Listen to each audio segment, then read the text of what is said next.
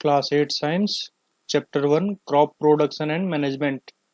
आज हम लोग मॉड्यूल 2 पढ़ेंगे जिसमें दो टॉपिक कवर करेंगे, एडिंग मैन्योर एंड फर्टिलाइजर्स और दूसरा टॉपिक इरिगेशन। हम लोगों ने पहले मॉड्यूल में basic practices of crop production में देखा था। टोटल 7 टॉपिक्स हैं। फर्स्ट प्रिपरेशन ऑफ सॉइल और सेकंड सोइंग, ये दोनों टॉपिक हम लोगों ने कंप्लीट कर लिया था। आज हम लोग थर्ड टॉपिक स्टार्ट करेंगे, adding manure and fertilizers. Manure और फर्टिलाइजर बहुत ही इंपॉर्टेंट चीज होता है प्लांट के ग्रोथ के लिए, क्योंकि सेम फील्ड में हम लोग हर साल प्लांट लगाते हैं। 2 सीजन है तो 2 सीजन में हम लोग प्लांट्स लगाते हैं, राइट। यानी कि साल में 2 बार प्लांट लगाते हैं।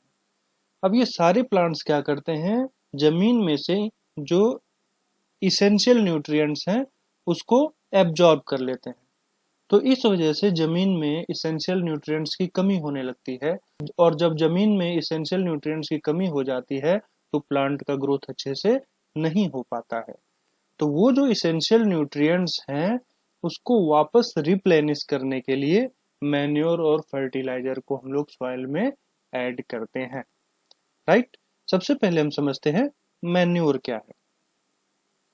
तो मैन्योर असल में क्या है, एक मिक्सचर है ऑर्गेनिक सब्सटेंस का, जिसका फॉर्मेशन होता है ऑर्गेनिक वेस्ट के डीकम्पोजिशन के वजह से। और ये डीकम्पोजिशन करता कौन है, माइक्रो ऑर्गेनिज्म, राइट।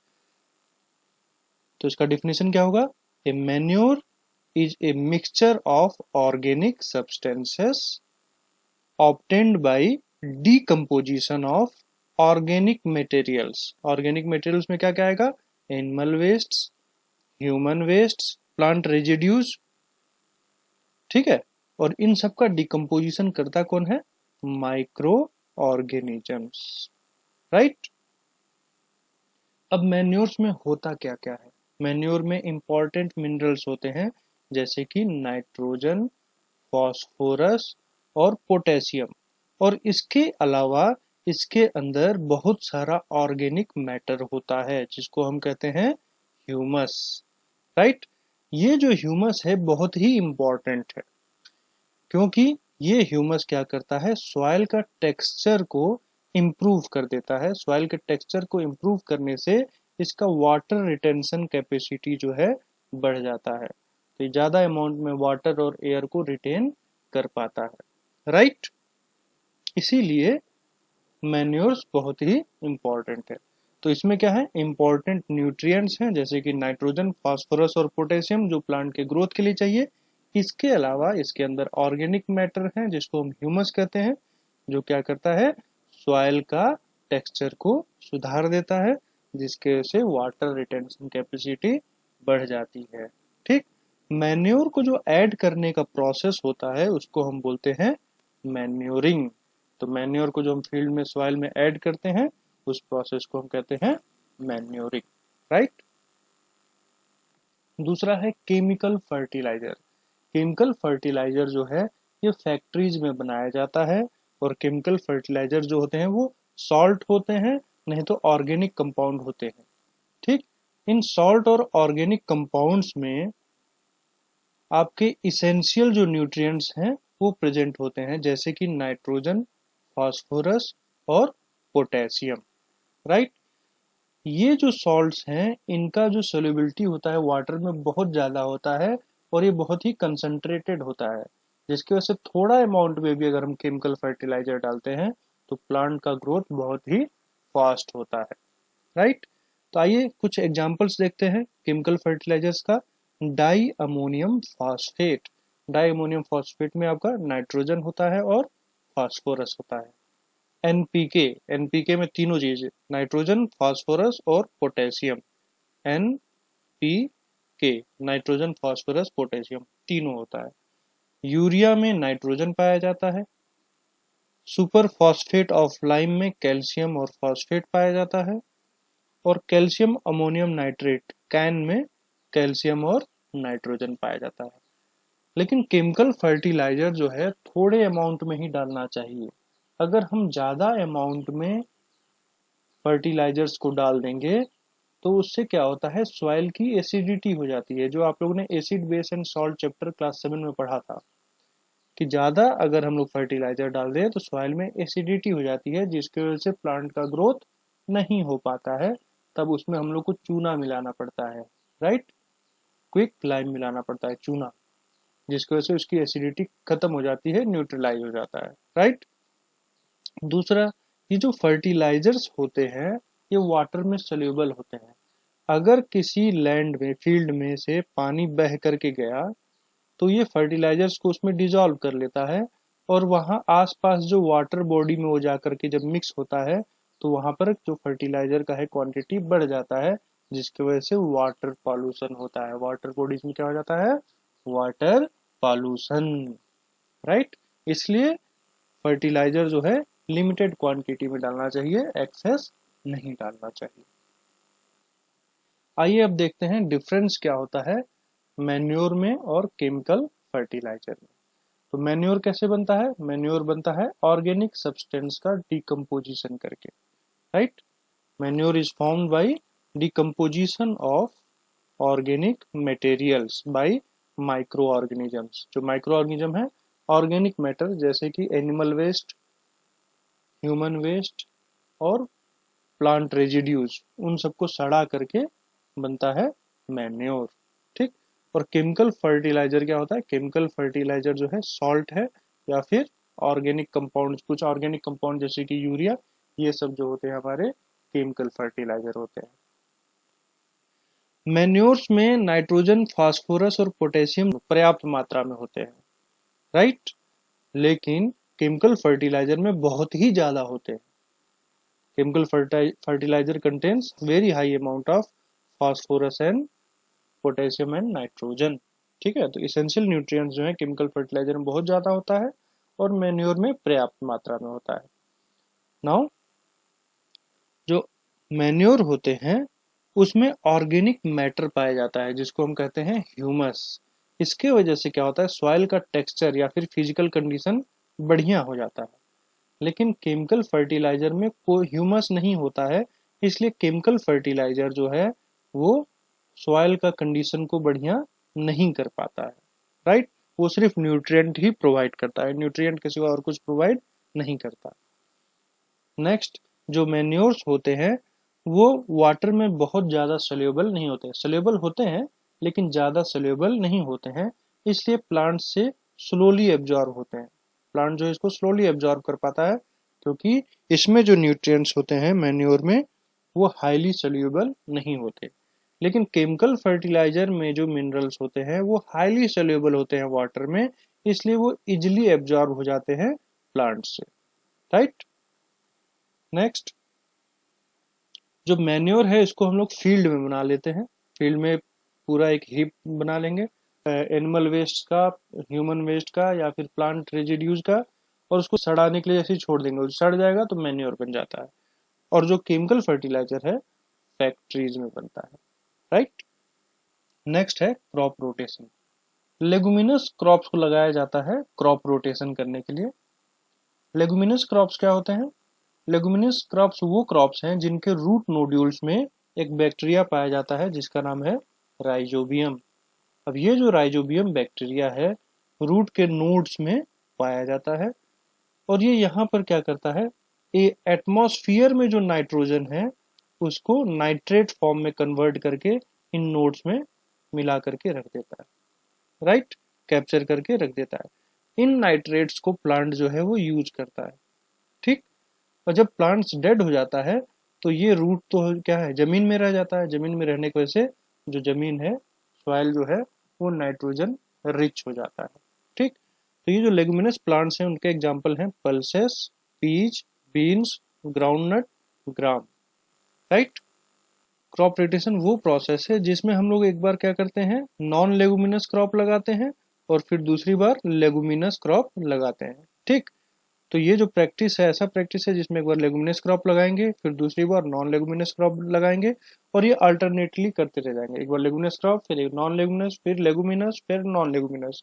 उसके वजह से जो नाइट्रोजन का क्वांटिटी है वो सॉइल में मेंटेन रहता है, और नाइट्रोजन वाला जो फर्टिलाइजर है वो डालने की जरूरत भी नहीं पड़ती है। तो ये जो रोटेट करके क्रॉप लगा रहे हैं, एक बार लेगुमिनस क्रॉप और एक बार नॉन लेगुमिनस क्रॉप, इस प्रोसेस को हम बोलते हैं क्रॉप रोटेशन, राइट। तो इस तरीके से adding manure and fertilizer complete हुआ। अब हम नेक्स्ट स्टार्ट करेंगे, नेक्स्ट टॉपिक इरिगेशन। इरिगेशन का मतलब होता है वाटर का सप्लाई करना क्रॉप्स में in the field. Irrigation means the supply of water to the crops in the field, ठीक है। तो पानी जो वाटरिंग का काम करते हैं, वाटर देते हैं, पानी सप्लाई करते हैं हम लोग फील्ड में, उसको सिंचाई करना कहते हैं हिंदी में, उसको हम कहते हैं इरिगेशन। अब इरिगेशन करना क्यों इंपॉर्टेंट है? क्योंकि वाटर जो है बहुत ही इंपॉर्टेंट चीज है क्रॉप प्रोडक्शन के केस में। अगर वाटर ना हो तो जर्मिनेशन, सीड का जर्मिनेशन ही नहीं होगा, ठीक है। तो सीड के जर्मिनेशन के लिए वाटर चाहिए। दूसरा पॉइंट, प्लांट्स जो है वो मिनरल्स को कैसे एब्जॉर्ब करते हैं? जब वो वाटर में डिजॉल्व हो जाता है, ठीक। तो प्लांट जो है वाटर डिजॉल्व मिनरल्स को ही एब्जॉर्ब कर पाते हैं। तो जब हम वाटरिंग करते हैं तो प्लांट्स वाटर को एब्जॉर्ब करते हैं और उसके साथ ही डिजॉल्व मिनरल्स को भी एब्जॉर्ब कर लेते हैं। नेक्स्ट है, जितने भी मिनरल्स और न्यूट्रिएंट्स जो प्लांट में होते हैं वो एक दूसरे से दूसरे जगह ट्रांसपोर्टेशन तभी होते हैं जब वो वाटर में डिजॉल्व हो, ठीक। तो मिनरल्स और न्यूट्रिएंट्स पहले वाटर में डिजॉल्व होते हैं, फिर प्लांट के डिफरेंट बॉडी पार्ट्स में वो ट्रांसफर होते हैं। तो ट्रांसपोर्टेशन का जो काम है प्लांट के अंदर, ये वाटर ही करता है, राइट। नेक्स्ट है, वाटर क्या करता है? वाटर जो है प्लांट को प्रोटेक्ट करता है फ्रॉस्ट से, यानी कि ठंडी हवा से, और हॉट एयर से। जो लू चलती है, गर्म हवा चलती है, ठंडी हवा और गर्म हवा दोनों से प्रोटेक्ट कौन करता है? प्लांट करता है, राइट। और लास्ट पॉइंट है, वाटर क्या करता है? प्लांट का प्रॉपर ग्रोथ करने में हेल्प करता है और इसका यील्ड को बढ़ाता है, यानी कि पैदावार को बढ़ाता है। तो इन 5 पॉइंट की वजह से इरिगेशन बहुत ही इंपॉर्टेंट चीज है। अब इरिगेशन किस किस चीज पे डिपेंड करता है? इरिगेशन डिपेंड करता है नेचर ऑफ क्रॉप पे।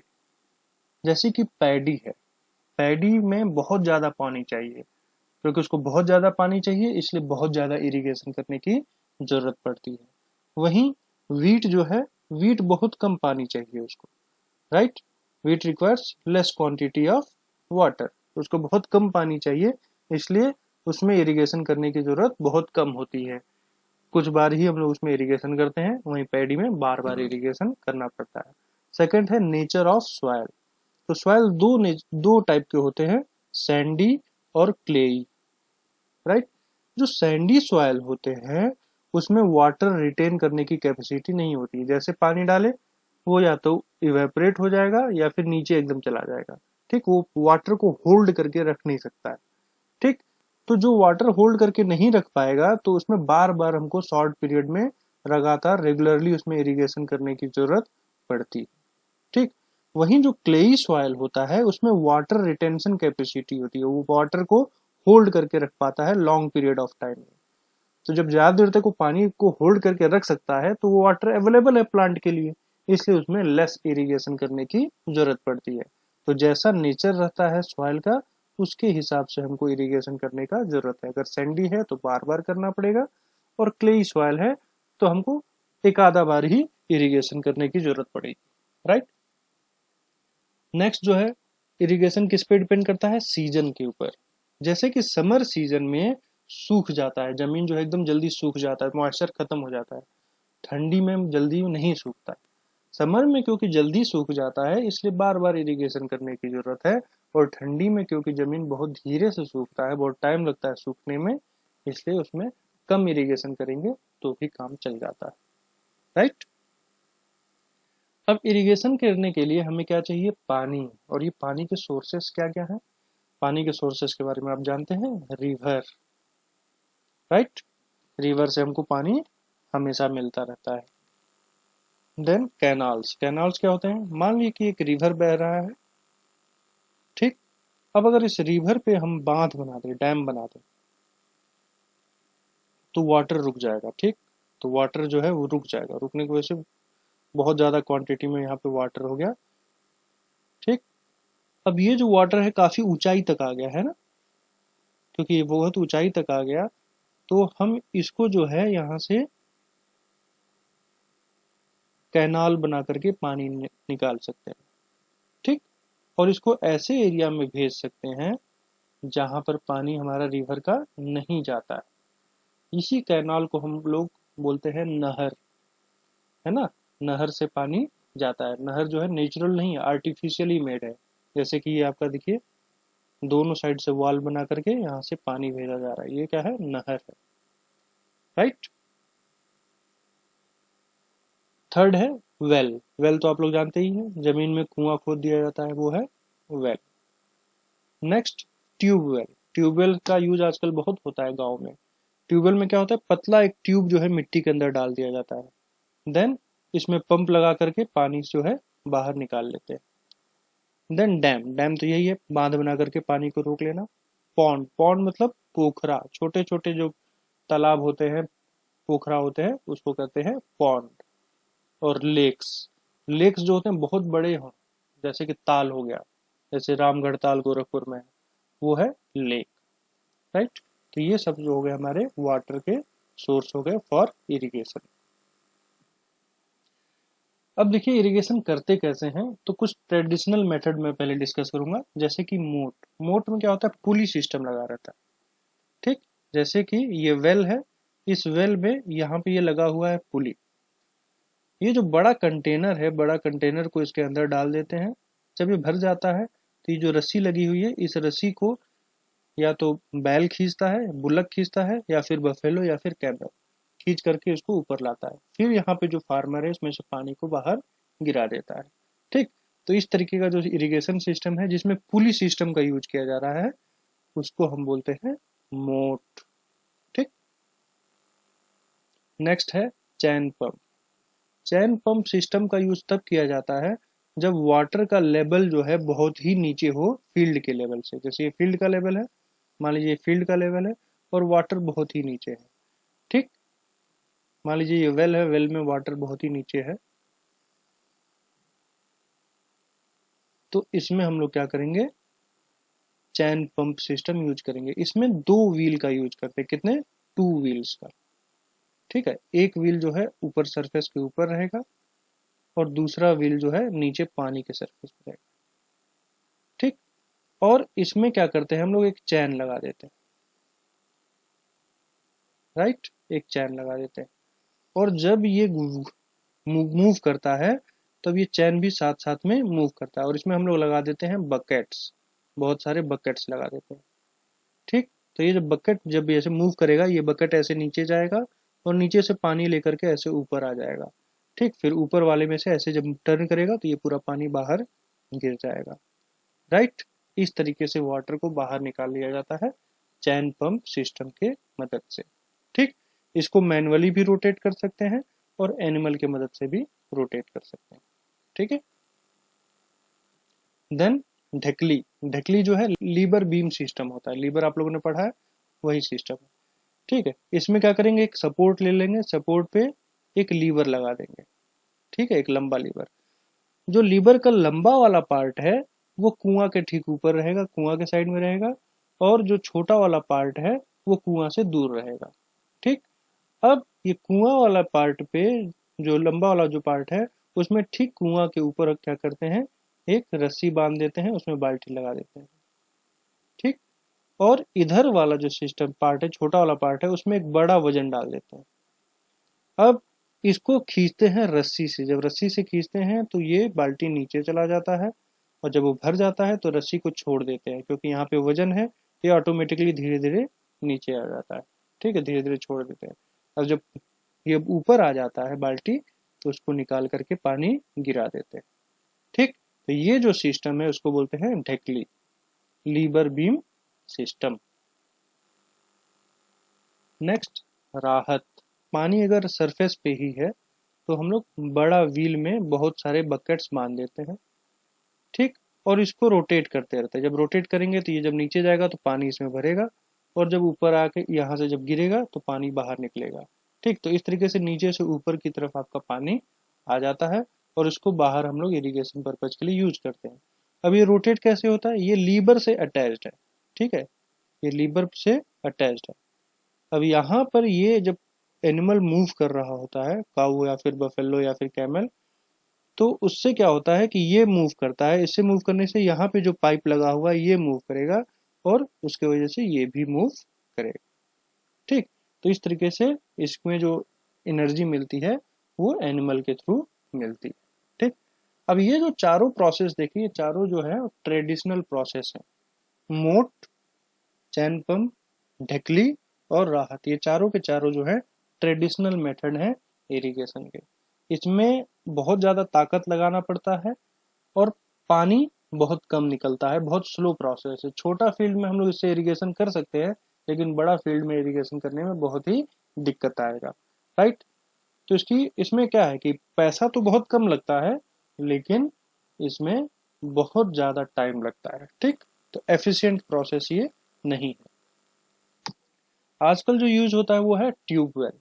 ट्यूबवेल में क्या करते हैं, एक पतला सा पाइप नीचे अंडरग्राउंड डाल देते हैं बहुत लंबा, और फिर इसमें अटैच कर देते हैं पंप। ये पंप जो है वाटर को खींच करके ऊपर ला देता है। इसमें जनरेटर, सोलर एनर्जी, बायोगैस का यूज किया जाता है। उसके वजह से जो है हमारा वाटर अंडरग्राउंड से बाहर निकल के आता है और इसका यूज डायरेक्टली हम लोग इरिगेशन पर्पज के लिए कर लेते हैं। तो ये हो गया ट्यूबवेल, एक ट्यूब डाल दिए जो जमीन तक चला गया तो ट्यूबवेल हो गया, उसको पंप से हम लोग खींच करके बाहर निकाल लेते हैं। अभी जो मॉडर्न इरिगेशन सिस्टम है उसमें आता है स्प्रिंकलर सिस्टम, ठीक है। स्प्रिंकलर सिस्टम में क्या करते हैं, पाइप्स के थ्रू हम लोग पंप से हाई प्रेशर में पानी सप्लाई करते हैं और इसमें जो नोजल होता है, नोजल जो है पानी को रेन वाटर की तरह स्प्रिंकल करता है, ठीक है। तो ये नोजल जो है स्प्रिंकल करता है वाटर को, जिसकी वजह से जित सारे पौधों को पानी रेन के ड्रॉपलेट्स की तरह मिलता है, ठीक है। अब स्प्रिंकलर सिस्टम कहाँ पर फायदेमंद है, जैसे कि मान लीजिए कि ऊंचा नीचा जमीन है, तो अगर हम यहाँ पर स्प्रिंकलर सिस्टम लगा देंगे तो पानी हर जगह रेन वाटर के फॉर्म में मिलेगा, राइट। अब अगर हम यहाँ पे एक बाल्टी पानी डाल दें तो ये बह करके सीधा नीचे चला जाएगा, है कि नहीं, पानी होल्ड नहीं होगा। तो उस केस में थोड़ी देर के लिए यहाँ पानी मिला, उसके बाद ये सूख जाएगा। लेकिन अगर वही स्प्रिंकलर सिस्टम लगा दें तो धीरे धीरे पानी यहाँ पे ड्रॉप के फॉर्म में गिरता रहेगा, है ना, इस रेन के फॉर्म में, और इसको ऐसे ज्यादा देर तक इस सारे एरिया में नमी बनी रहेगी। तो अप एंड लो लैंड हो, अनइवन लैंड हो, तो उस केस में स्प्रिंकलर सिस्टम का हम लोग यूज करते हैं। दूसरा, सैंडी अगर सॉइल हो, सैंडी सॉइल में पानी क्योंकि टिकता नहीं है ना, तो वहां पर भी हम लोग क्या करते हैं, स्प्रिंकलर सिस्टम का यूज करते हैं। जो लास्ट है वो है drip irrigation. Drip irrigation system में क्या किया जाता है, एक सप्लाई वाली पाइप होती है और सप्लाई वाली पाइप से हमारा जो अटैच होता है छोटे छोटे पाइप, जैसे आप यहाँ देख रहे हैं, एक एक पाइप जो है हर एक प्लांट के रूट में सप्लाई किया गया है। और इसमें क्या है, सीधे रूट में ड्रॉप बाय ड्रॉप वाटर जाता है, ठीक। तो मेन सप्लाई वाली जो पाइप है उससे कनेक्टेड है बहुत सारे पाइप्स, जो एक एक पाइप जो है एक एक प्लांट के रूट में जाकर के अटैच्ड है, ठीक। और वहां पे ड्रॉप बाय ड्रॉप पानी गिरता रहता है। तो बहुत कम अमाउंट में वहां पानी हमको सप्लाई करना पड़ता है, जिसकी वजह से मॉइस्ट कंडीशन जो है लॉन्ग टर्म के लिए बना रहता है। अब ऐसा इरिगेशन सिस्टम वहां यूजफुल है जहां पर पानी की कमी हो, ठीक है। इस प्रोसेस से दूसरा फायदा ये है कि इसमें आपका पानी वेस्ट नहीं होता है।